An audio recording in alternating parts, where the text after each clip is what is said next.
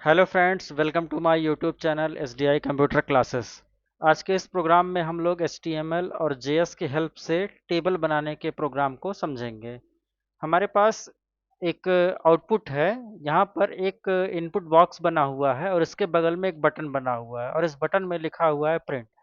हम जब भी इस इनपुट बॉक्स के अंदर कोई सा भी नंबर डालते हैं तो ये उस नंबर का टेबल प्रिंट करके दे देगा। हम जैसे प्रिंट बटन पे क्लिक कर रहे हैं तो ये उसका टेबल प्रिंट करके हमको रिटर्न कर रहा है। तो ये प्रोग्राम बना कैसे है, तो चलिए इसको हम बना कर देखते हैं। इसके लिए हम सबलाइम एडिटर का इस्तेमाल करेंगे। हम लोग सबलाइम एडिटर पे आते हैं और यहाँ पर एक नई फाइल लेते हैं और यहाँ पर हम अपने फाइल को सेव करेंगे। तो कंट्रोल एस करके हम फाइल को सेव करते हैं। यहाँ पर हमारी जो भी फाइल होगी, तो यहाँ पर हमने लिखा HTML JS टेबल। मतलब HTML और JS की हेल्प से हम एक टेबल बना रहे हैं जिसमें हम किसी भी नंबर को डालेंगे तो उसका टेबल प्रिंट कर देगा। और इसको डॉट HTML में सेव करना होता है। इसमें हम फाइल को डॉट HTML में सेव कर लिए। तो यहाँ पे हमारे फाइल का नाम है HTML JS table dot HTML और फाइल का लोकेशन है डेस्कटॉप। तो आपके केस में आप अपने हिसाब से यहाँ पर फाइल को सेव कर सकते हैं। तो अब यहाँ पर हम इसको जो है सेव बटन पे क्लिक करते हैं ताकि फाइल हमारी सेव हो जाए। और यहाँ पर JS को यहाँ पर हम सबलाइम को इसलिए इस्तेमाल कर रहे हैं क्योंकि इसमें बहुत सारी चीज़ें ऑटो टाइप हो जाता है। जैसे यहाँ पर हमने लिखा HT और यहाँ टैब बटन प्रेस करेंगे तो ये हमारा सिंटेक्स टाइप हो जाता है। तो पूरा HTML का स्ट्रक्चर बन के यहाँ पर आ जाता है। यहाँ पे doctype HTML first time में लिखा हुआ जो HTML के वर्जन 5 को दिखाता है। HTML ये हमारा जो है टैग है, ओपनिंग टैग, और यहाँ पे क्लोजिंग टैग है। इसके दो पार्ट हैं, हेड सेक्शन और दूसरा बॉडी सेक्शन। हेड सेक्शन के अंदर टाइटल होता है, बाकी इसमें हम CSS वगैरह को भी ऐड कर सकते हैं। तो टाइटल के अंदर हमें एक नाम देना होता अपने वेब पेज का, तो हमने यहाँ पर अपना नाम लिख दिया, या यहाँ पर हम टेबल लिख दे रहे हैं TABLE, क्योंकि हम यहाँ पे टेबल से रिलेटेड काम कर रहे हैं। अब हम चाह रहे हैं कि हमारे स्क्रीन पर एक बॉक्स बन जाए। तो बॉक्स बनने के लिए हम इनपुट टैग लगाते हैं। इनपुट टैग इनपुट, और इसके अंदर हम लिखते हैं टाइप। किस टाइप का हमको बॉक्स चाहिए, तो टाइप इज इक्वल टू हम यहाँ पे लिखेंगे number. Type is equal to number. और इसके अंदर हम एक एट्रीब्यूट और लगाएंगे, प्लेस होल्डर, और यहाँ पर हम लिखेंगे एंटर नंबर। प्लेस होल्डर से उस बॉक्स के अंदर एक मैसेज प्रिंट हो जाता है जो हम प्लेस होल्डर के अंदर लिखते हैं। और इसकी हम एक आईडी बना लेते हैं क्योंकि हम इसी आईडी के थ्रू वैल्यू को JS में भेजते हैं और JS से HTML में लाते हैं। तो आईडी का नाम मैंने यहाँ पे दे दिया है। अब जस्ट इनपुट बॉक्स के बगल में मुझे एक बटन बनाना है, तो मैंने यहाँ पे बटन टैग लिया, बटन टैग। और बटन टैग के बाद फिर यहाँ पर हम उसको क्लोज भी कर लेंगे। और बटन टैग के अंदर हम चाह रहे हैं कि प्रिंट लिखा हुआ है, तो यहाँ पे मैंने प्रिंट लिख दिया। और इस पे मैं एक इवेंट सेट करता हूँ। इस इवेंट का नाम है ऑन क्लिक, यानी इस बटन पे प्रेस करने पर कुछ एक्शन हो। और यहाँ पे मैंने एक फंक्शन का नाम लिखा टेबल। ये फंक्शन जो मुझे अभी डिफाइन करना होगा JS के अंदर। अब इनपुट हो गया, बटन बन गया। अब हमें रिजल्ट कहाँ दिखाना, तो इसके लिए हम H1 H2 या H3 टैग ले लेते हैं, कोई सा भी। तो हमने यहाँ पे H3 टैग लिया और इसको क्लोज भी कर लिया। अब इसके अंदर हम इसकी एक आईडी बना लेते हैं और इस आईडी का नाम इस बार हम बी दे देते हैं। इसकी आईडी का नाम बी दे देते हैं, कैपिटल बी। और इसके अंदर हमें कोई मैसेज नहीं अभी देना है, यहाँ पर मैसेज JS के थ्रू हम लेकर आएंगे। ठीक। अब हम यहाँ पर स्क्रिप्ट टैग लगाते हैं, मतलब JS की शुरुआत करते हैं। अब हम आते हैं यहाँ पर स्क्रिप्ट टैग के अंदर। यहाँ पे सबसे पहले जो इनपुट बॉक्स के अंदर नंबर हम इनपुट करेंगे उसको हम आईडी के थ्रू JS के अंदर लाएंगे।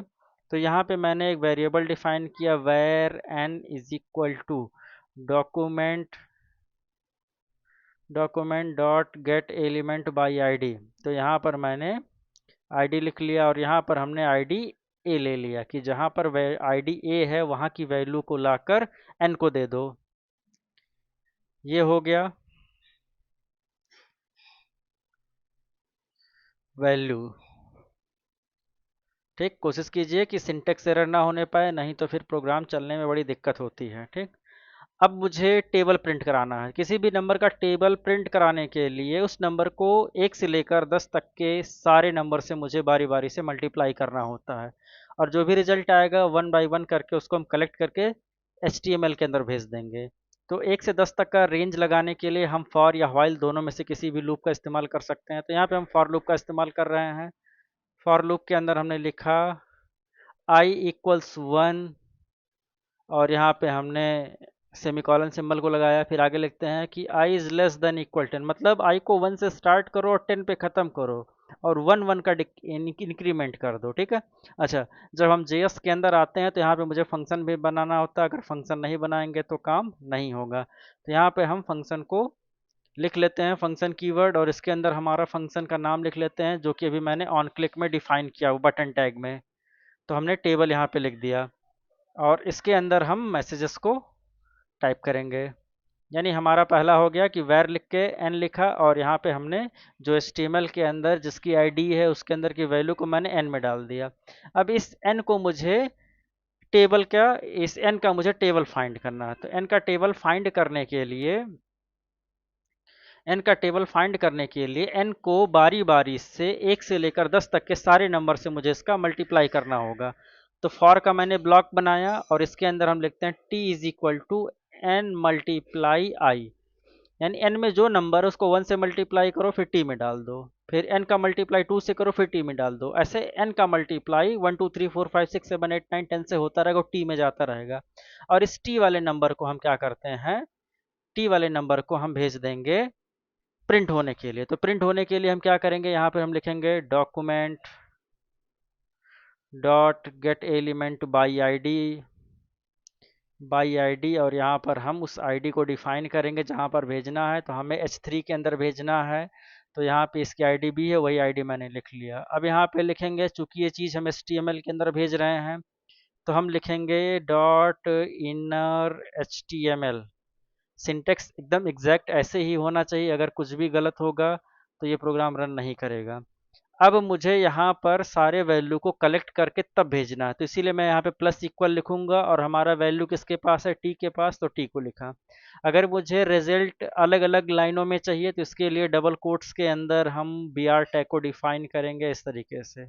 अभी हमारा प्रोग्राम बन के रेडी हो चुका है। जो भी नंबर हम इनपुट बॉक्स में डालेंगे उस नंबर को हमने JS के अंदर कलेक्ट किया।